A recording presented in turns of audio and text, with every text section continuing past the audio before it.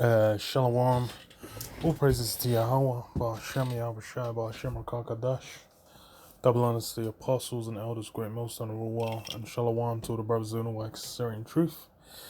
Yeah,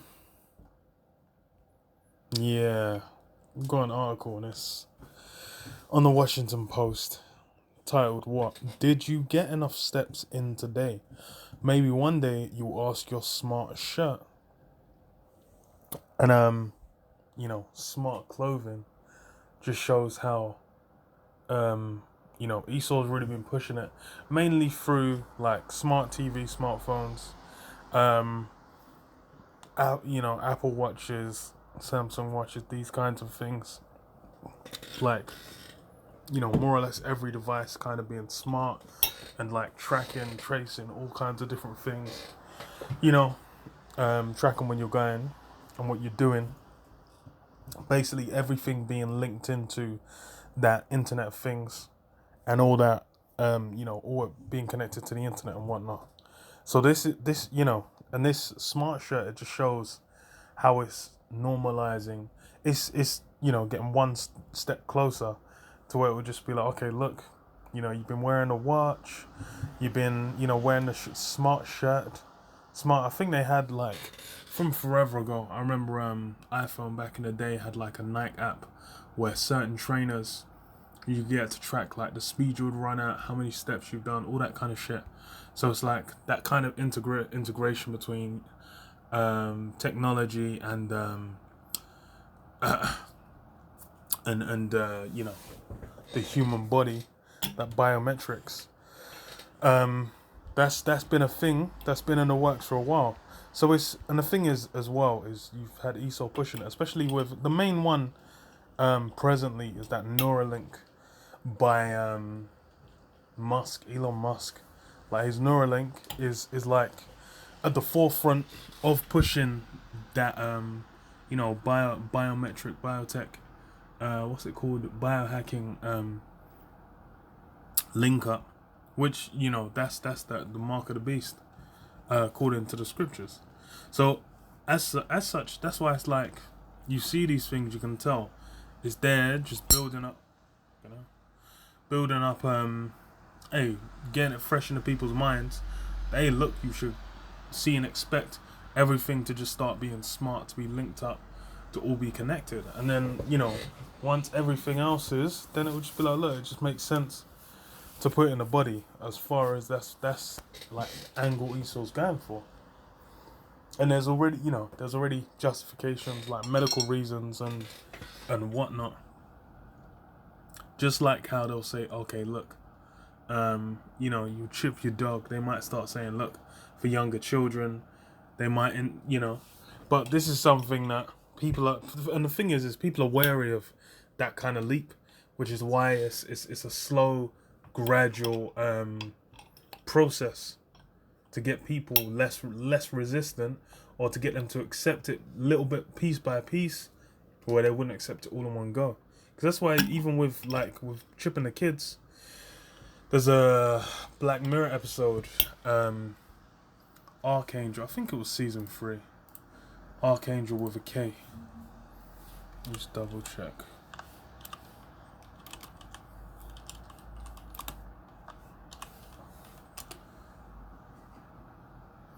Okay, season 4.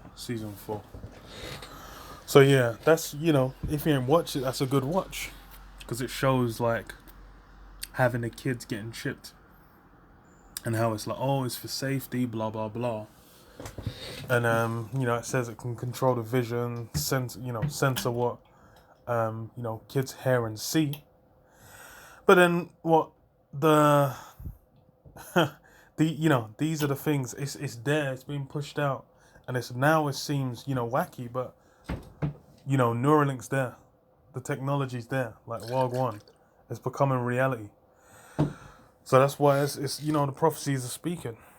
So this is what Nextiles, a National Science Foundation-backed textile company, wants to weave Fitbit-like tech into textiles. Its latest addition to an evolving list of efforts to revolutionize the clothing we wear.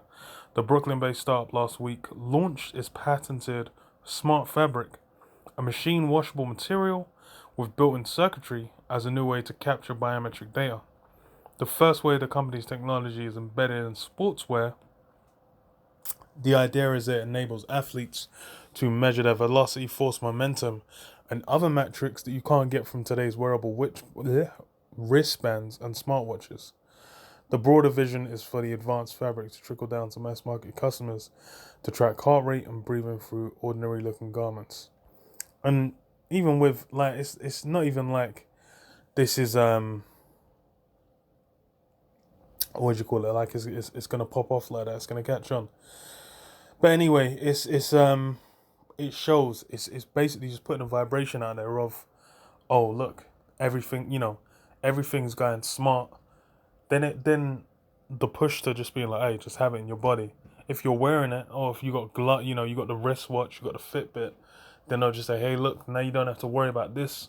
The convenience of having all these different things in one go, and you just have it in your hand. Super convenient. You can't forget. You can't lose it. Blah blah blah. Yeah, it protects you against fraud and blah blah blah, all that shit. So it says, my whole life goal was to make your everyday threads a smart factor in your wearables, said George Sun, Nextile's chief executive and a former executive at the sportswear designer Puma. Rather than strapping a computer chip to your body, we can sew these circuitries directly into a sleeve, shirt and pants. Yeah, and then, after that, rather than strapping a computer chip to your body in anything, you just stick it inside, man. It never leaves. That's where these things go. It's about the gradual wearing away of people's resistance to it, so they can get in as painlessly as possible.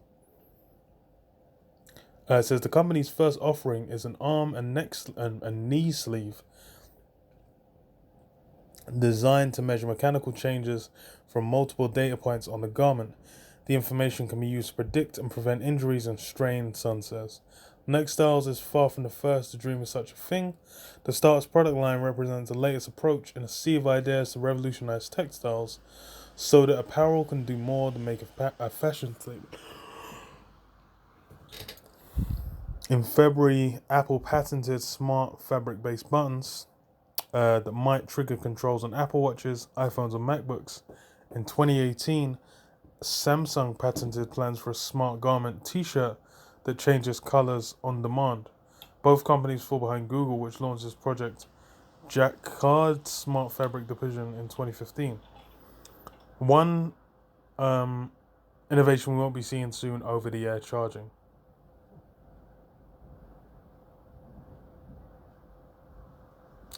Two years later, Project Jacquard partnered with Levi's on a jacket and corresponding app, so you could use the clothes to answer calls. The jacket was met with mixed reviews. Still, the search giant continues to work with brands. Last year, it teamed up with Adidas on a smart insole for soccer players seeking to measure kicks, shot power, and distance and speed. Yeah, so it's essentially just being like, hey, look, the more intimately with your body, just kind of having things that are kind of everyday for you, then we make them smart. Because then it's just like, hey, it leans over into getting it inside you. Okay. So meanwhile, several research labs are searching to push things even further. What if your shirt could sense that you're sweating and adjust its temperature? Or what if your pants could notice that your stride has changed and alert you at the onset of injuries? That's what the future may hold. Textile researchers say it might be years, possibly even decades, for the tech to reach consumers, but the foundation is being laid today with scientists creating pieces of fabric that could push the boundaries. So yeah, that's what the kind of mindset. That's how people in the general public are looking. They're thinking this is just the what's gonna happen next. Just how society's going. Everything's just gonna get smart. It's all gonna get you're gonna start interfacing with AI. You're gonna have integrated chips in your brain with the AI, and then you're gonna you're gonna get on some super level. this is what you know, people are seeing because they're bought into the Hollywood concept of some kind of advanced future. Even though a lot of them films, they're dystopian. All the ones that go into that, it's about how those systems are used by the elites to exercise, you know, legendary levels of control and power over the people. That's what the elites are desiring to do with this technology. They're gonna make it usable. Make it usable. Make it be used, you know, to exercise control to break the people down, man. Uh, Revelation 13 and 14, it says, and deceiveth them that dwell on the earth by the means of those miracles which he had the power to do in the sight of the beast, saying to them that dwell on the earth that they should make an image to the beast, which had this wound by a sword and did live. Sucking man outdoors. But yeah, it's those miracles, man. Everyone's been deceived by you know, things Esau's been given the capability to do, the military prowess, you know, the technology, the you know, capability to you know, create flying machines, to, you know, submarines going to the depths of the ocean and whatnot. Because Esau's been given a certain level, being given a certain been allowed a certain level of level these societies got to, which you know, a lot of other nations, they were really on that. They're saying, oh, Esau just coming out with all this. Then everyone's ensorcelled, man. Everyone's there just like, yo, they're all coming down to bow down and give reverence to it, to the system, you know, that produced these things, not realizing these things have been given onto Esau for the sake of the prophecies of the end.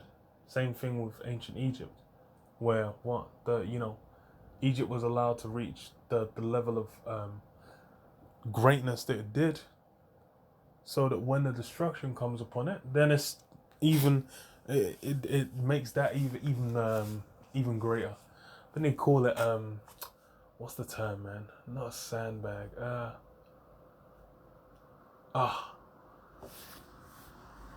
There's a fucking term in wrestling, man.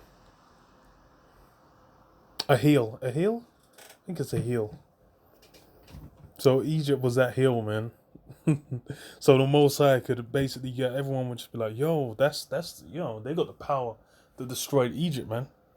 And then it says what in Jeremiah? In fact, I get that. Is it Jeremiah 16, I believe?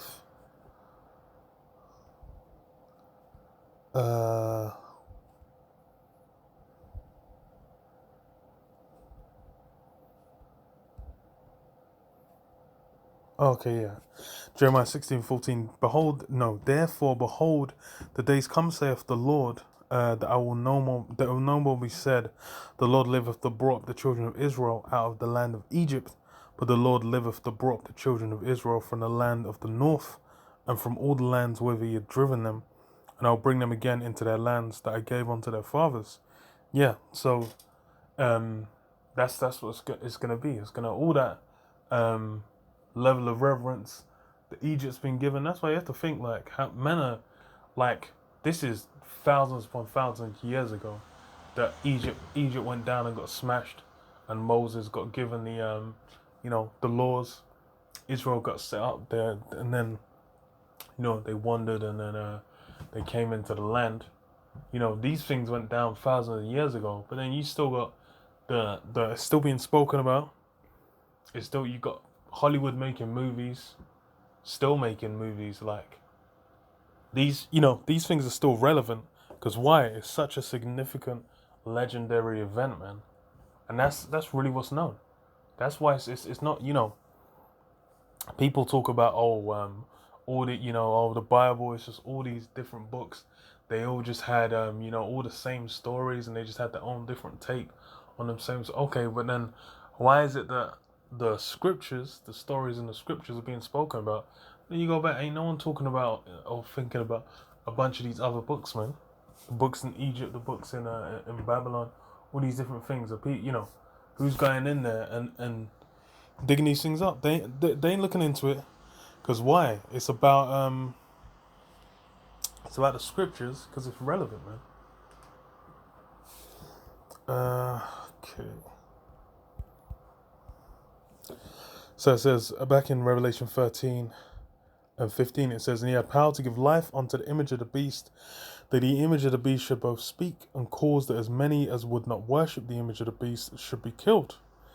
Yeah, it's everyone's bowing down to that image, and that's the thing. It's gonna be, you're gonna have to, for you to give the ultimate sign that you're down with with the beast in its image. Is what is getting that mark, man.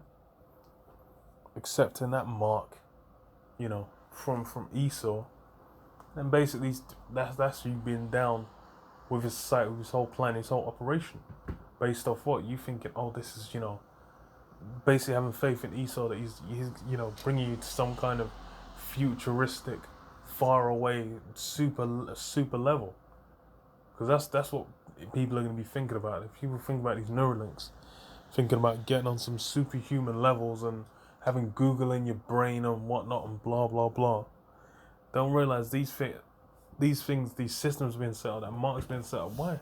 For Esau to have that total control, man. So no one can resist against his rule.